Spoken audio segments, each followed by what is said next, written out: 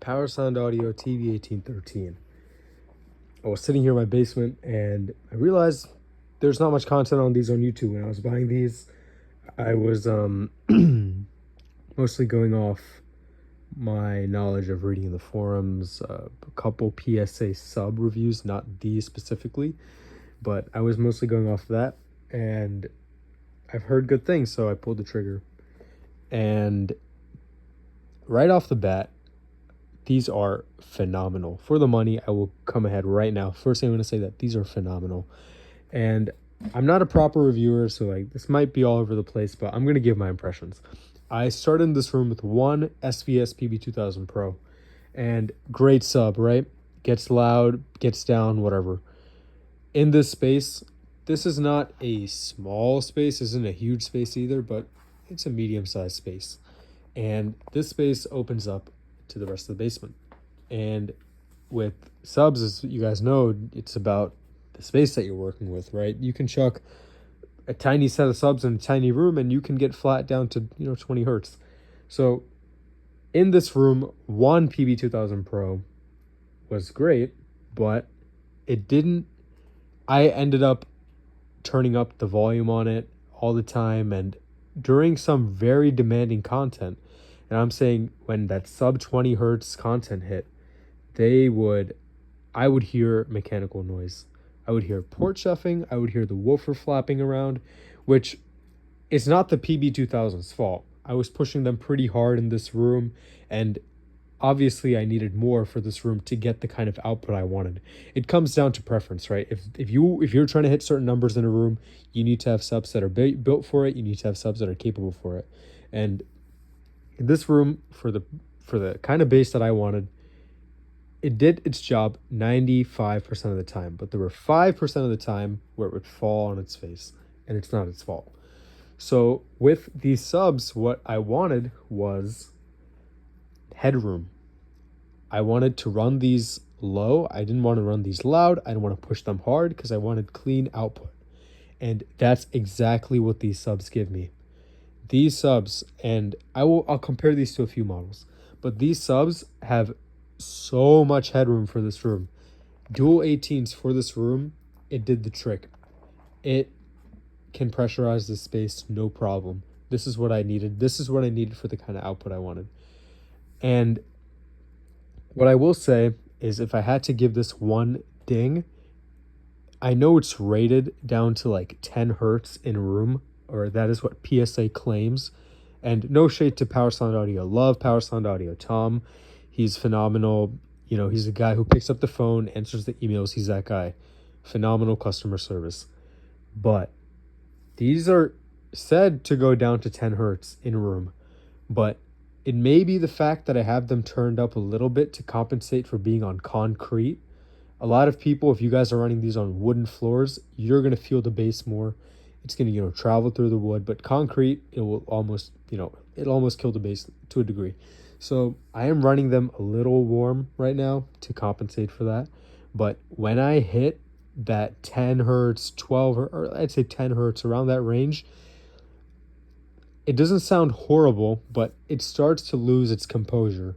And mostly what I hear is just port chuffing. The woofer itself doesn't really make mechanical noise. It plays very clean, but I do hear some port chuffing down to 10 hertz. I would say that these are probably clean down to, I would say, around 14 hertz, and I can play these extremely loud and clean down to 14 hertz. They only fall a little beyond that. So if you are chasing those infrasonics, which is not there as much as you would think, they're there, but if you're chasing that 10 hertz, then make sure that your room is, roughly this size. Make sure that you have the ability to set these up right. I don't have a lot of placement options in this room. These are very deep, as you can tell. This is my couch for scale. These are roughly 3 feet deep. I have 2 of them. I've played around with a lot of positioning with RU and, measurements, whatever. This is what works in my room. And with what I have in my room and the compromises, that's what I'm able to get out of these subs, right? But make sure that you have your expectations in check. If you want to get 10 hertz, these can do it, right? But make sure they're in the right room. You have the flexibility to set them up right and the know-how to set them up right. So the difference between something like this and an SVS sub, I think, is that the SVS subs have more aggressive limiters, right? So when you set something like this up, you need to know what you're doing to a degree. I could be wrong. I'm not the biggest expert by any means. So, say whatever in the comments. But honestly, like I said, as I was saying, these are phenomenal. If I were to compare these to any subs, I would say maybe the Rhythmic, I think the F18 or the FV18 were my first point of comparison. And those F18s, I believe, will do that 10 hertz number a little more clean. And I think that's just down to their design, their servo tech, whatever. They're also much more efficient. Now, if you have like power consumption requirements, or you don't have a lot of power running into your space, you need to run some more power, whatever it may be, these are almost 2000 watts RMS, 4000 peak, whereas the Rhythmic is much more efficient. I believe it's 900 watts RMS, but it's capable of similar numbers. But what shined about these subs is these drivers, the BNC, these are pro audio style drivers. You see the accordion surrounds, the musicality they have, how they start, how they stop, how clean they are, even as you push them as loud as you want in a space like this where I have headroom, how clean they are. It's incredible what they're able to do with this driver, and this setup here is incredible. It's so musical, especially for a set of big 18s. These things are massive. I don't think you can tell. They're 150 pounds, almost 3 feet deep, 2 feet tall, roughly. They're so musical, you would not expect it. If you need subs, large space, you need to get loud, you want headroom, and these things, I believe, will take a lot of abuse. This is a stout sub. You don't have to really worry about blowing it up, whatever it may be. Like, set it up right, and this thing can take a beating. This thing will pound. Your ears will likely give out before these subs run out of headroom in the right space. But yeah, if you guys have questions, let me know in the comments. I know there's not a lot of content on these online, but Power Sound Audio did a great job with these. They shipped quick. Customer service is phenomenal, as I said. The price for $2,000, like there's just Power Sound Audio, there's Rhythmic, and then I think Monoprice, like the Monolith stuff as well. I know they're good.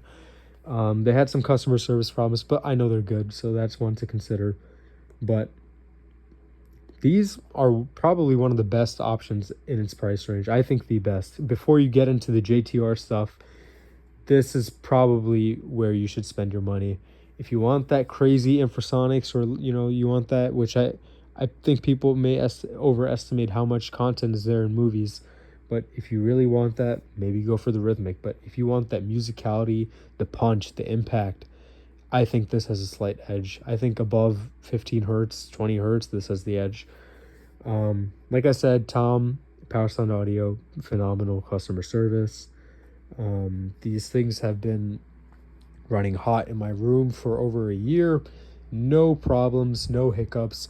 Having a good receiver processor helps. I mean, ARC on my Anthem was able to get these flat, no problem. Before that, it was a disaster, but having that helps. If not, make sure you get a mini DSP. Dial these things in. Give these things the integration that, they deserve to really shine. But yeah, let me know. Questions, comments, put them down below. Thank you.